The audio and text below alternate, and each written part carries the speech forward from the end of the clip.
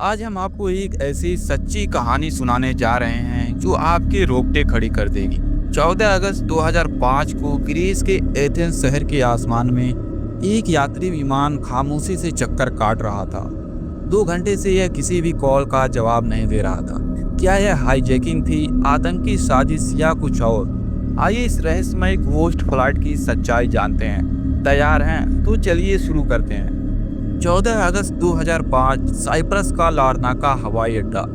सुबह की ठंडी हवा में हेलियोस फ्लाइट 522 115 यात्रियों और 6 क्रू मेंबर के साथ चेक रिपब्लिक के प्राग के लिए उड़ान भरती है।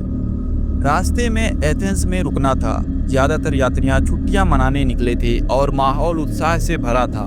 फ्लाइट का कप्तान 59 साल का अनुभवी पायलट, जिसके पास 17,000 घंटों से ज्यादा का उड़ान अनुभव था। फर्स्ट ऑफिसर भी 7,500 घंटों का तजुर्बा रखता था।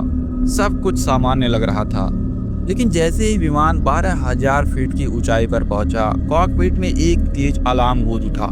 यह अलार्म आमतौर पर टेक ऑफ से पहले जमीन पर बजता है अगर विमान की सेटिंग्स में कोई गड़बड़ी हुई। पायलट हैरान थे, हवा में क्यों बज रहा है। कप्तान ने तुरंत एयरलाइन की ऑपरेशन सेंटर से संपर्क किया। टेक ऑफ कॉन्फ़िगरेशन वार्निंग बज रही है और वेंटिलेशन सिस्टम की लाइट्स बंद है। जमीन पर मौजूद इंजीनियर ने जवाब दिया, वो लाइट्स तो बंद ही रहती हैं, सर्किट ब्रेकर आपकी सीट के पीछे है। लेकिन कप्तान का जवाब अस्पष्ट था, जैसे वह कुछ समझ नहीं पा रहा हो। इंजीनियर को शक हुआ। उसने पूछा, प्रेशराइजेशन स्विच ऑटो पर है ना? लेकिन कप्तान ने जवाब देने के बजाय वही सवाल दोहराया।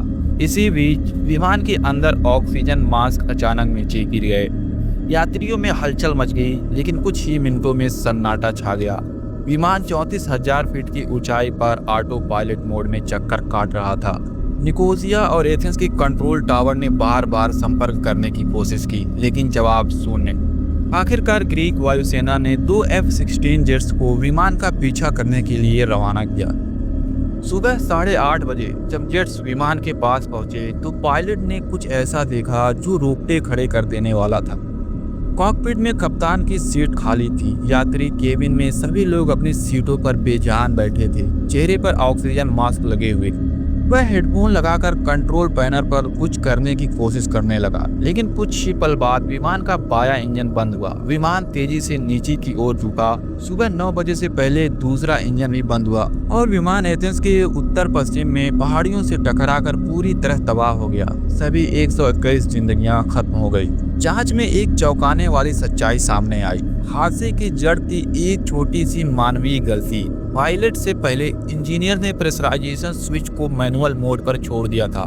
पायलट ने प्री फ्लाइट चेकलिस्ट में इसे नजरअंदाज किया। जैसे जैसे विमान ऊंचाई पर गया, केबिन का दबाव कम होने लगा। इसे हाइपोक्सिया, ऑक्सीजन की कमी की स्थिति बनी। पायलट्स और यात्री धीरे धीरे बेहोश हो गए। कॉकपिट में आखिरी बार दिखने वाला शख्स था फ्लाइट अटेंडेंट एंड्रियोस पेड्रोमा। उसके पास कमर्शियल पायलट लाइसेंस था, लेकिन वह बोइंग 737 उड़ाने के लिए प्रशिक्षित नहीं था। उसने पोर्टेबल ऑक्सीजन सिलेंडर का इस्तेमाल कर खुद को होश में रखा और आखिरी पल तक विमान को बचाने की कोशिश की, लेकिन इंजन फेल होने से वह नाकाम रहा। हेलियोस फ्लाइट 522, जिसे दुनिया घोस्ट फ्लाइट के नाम से जानती है, इसने एविएशन की दुनिया को हिला दिया। इस हादसे ने नए सुरक्षा नियमों को जन्म दिया ताकि ऐसा हादसा दोबारा ना हो। दोस्तों, आपको यह कहानी कैसी लगी कमेंट में जरूर बताएं। अगर ऐसी सच्ची और रहस्यमयी कहानियां पसंद हैं तो चैनल को सब्सक्राइब करें, लाइक करें और बेल आइकन दबाना ना भूलें।